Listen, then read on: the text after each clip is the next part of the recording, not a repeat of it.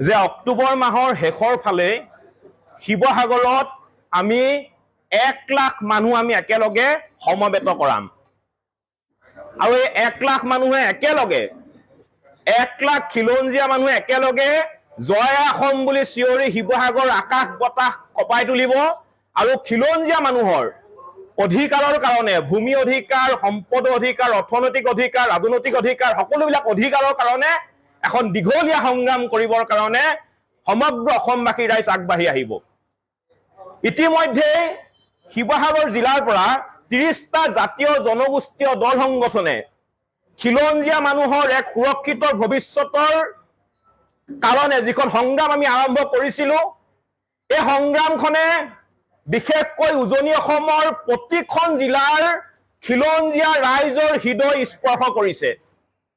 আজি উজনি অসমৰ প্ৰতিখন জিলাৰ জাতীয় জনগোষ্ঠীয় দল সংগঠন আৰু খিলঞ্জীয়া ৰাইজ ঐক্যবদ্ধ হৈছে আৰু ঐক্যবদ্ধ হৈ আমি 30টা জাতীয় জনগোষ্ঠীয় দল সংগঠনে আমি যিকেইটা দাবী লৈ ইতিমধ্যে আমি সংগ্ৰামত পথাৰত আমি ভৰি দিছিলোঁ আৰু উজনি অসমৰ প্ৰতিখন জিলাৰ প্ৰতিজন খিলঞ্জীয়া ৰাইজে কিন্তু আমাৰ দাবীকেইটা সমৰ্থন জনায় তেওঁলোকেও এই সংগ্ৰামখন আগবঢ়াই নিবৰ কাৰণে আগবাঢ়ি আহিছে।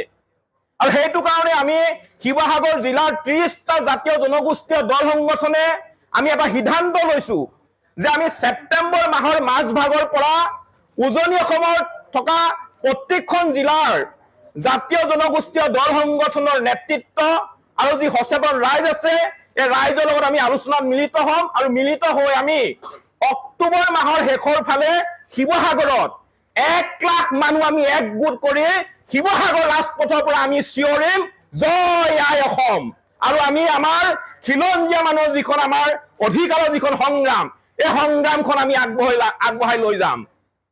দ্বিতীয় কথাটো হৈছে যে আমি কৰা যিখন এই সংগ্ৰামখনত আমি দেখা পাইছো যেতিয়া আমি কোনোবা অনা অসমীয়া মাৰোৱাৰী আৰু বিহাৰীৰ বিৰুদ্ধে আমি সংগ্ৰাম কৰো বা আন্দোলন কৰো তেতিয়া এছাম মানুহে আমাক সমৰ্থন জনায় আৰু যেতিয়াই আমি সন্দেহযুক্ত নাগৰিকৰ প্ৰসংগটো আহে ন্যায়ৰ প্ৰসংগ আহে তেতিয়া এই চাম মানুহৰ কিন্তু গাত বিচাই ডকাৰি ডাকে, তেওঁলোক আঁতৰি যায়, তেওঁলোকে তেতিয়া মৌনতা অৱলম্বন কৰে। গতিকে আমি স্পষ্টকে ক'ব বিচাৰিছো যে যি ধৰণে মাৰোৱাৰী বিহাৰী আমাৰ দৃষ্টিত অখিলঞ্জীয়া ঠিক সেই ধৰণে যিসকল সন্দেহযুক্ত নাগৰিক আছে মিয়া তেওঁলোক কৈছো আমাৰ দৃষ্টিত অখিলঞ্জীয়া। গতিকে আমাৰ যুঁজখন হৈছে খিলঞ্জীয়া আৰু অখিলঞ্জীয়াৰ মাজত হোৱা এখন যুঁজ। কাৰণ আজিৰ তাৰিখত উজনি অসমৰ প্ৰতিখন জিলাত যেনেকৈ অনা অসমীয়া আগ্ৰাসন চলাইছে ঠিক তেনেধৰণে কিন্তু সন্দেহযুক্ত নাগৰিকৰ আগ্ৰাসন হৈছে। আমাৰ মাটিক ক্ৰয় কৰিছে, আমাক অৰ্থনৈতিক আমাৰ গোটেই ব্যৱস্থাটো এতিয়া সন্দেহযুক্ত নাগৰিকৰ হাতলৈ গুচি গৈছে। আপোনালোকে দেখিছে যে দুদিনমানৰ আগতে যেতিয়া নগাঁও জিলাৰ পৰা যেতিয়া আমাৰ মাছ বন্ধ কৰি দিম বুলি আমাক হুংকাৰ দিলে তেতিয়া কিন্তু উজনি অসমৰ কেইবাখনো বজাৰ ইতিমধ্যে স্তব্ধ হৈ পৰিছিলে। ইয়াৰ পৰা এটা কথা স্পষ্ট হৈ পৰিছে যে উজনি অসমৰ গোটেই অৰ্থনৈতিক যিটো ব্যৱস্থা এই ব্যৱস্থাটো এতিয়া আমাৰ এছাম সন্দেহযুক্ত মানুহে তেওঁলোকৰ হাতৰ মুঠিত ৰাখিছে।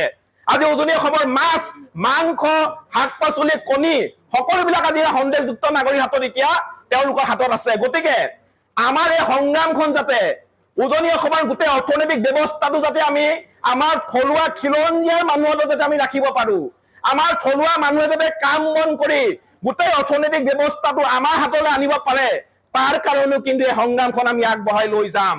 গতিকে আমাৰ কথাটো স্পষ্ট যে এই যুঁজখন হৈছে খিলঞ্জীয়া আৰু অখিলঞ্জীয়াৰ মাজত হোৱা এখন যুঁজ।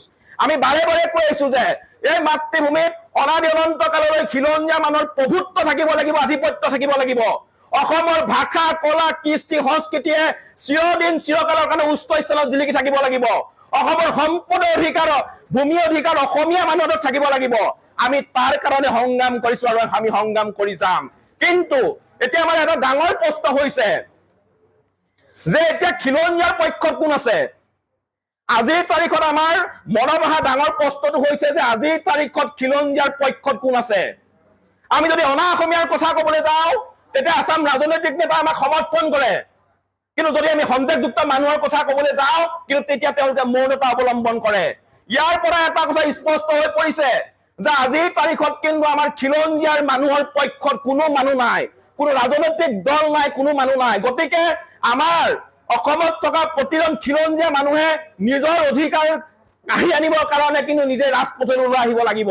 আৰু সেই কাৰণে আমি অক্টোবৰ মাহৰ শেষৰ ফালে আমি যিখন বিশাল গণসমাৱেশ আমি আয়োজন কৰিবলৈ গৈ আছো, এই গণসমাৱেশখনক অসম আৰু অসমীয়া জাতিক ভাল পোৱা, জাতি বৰ্ণ ধৰ্ম ভাষা নিৰ্বিশেষে সকলো মানুহে ইয়াত সমবেত হবৰ কাৰণে সকলো মানুহ একগোট হৈ সকলো মানুহে মুখত জয় আই অসম বুলি চিঞৰি অসমৰ আকাশ পতাক কঁপাই তুলিবৰ কাৰণে আমি এই সংবাদ মেলৰ জৰিয়তে এতিয়া আমি অনুৰোধ জনাইছো।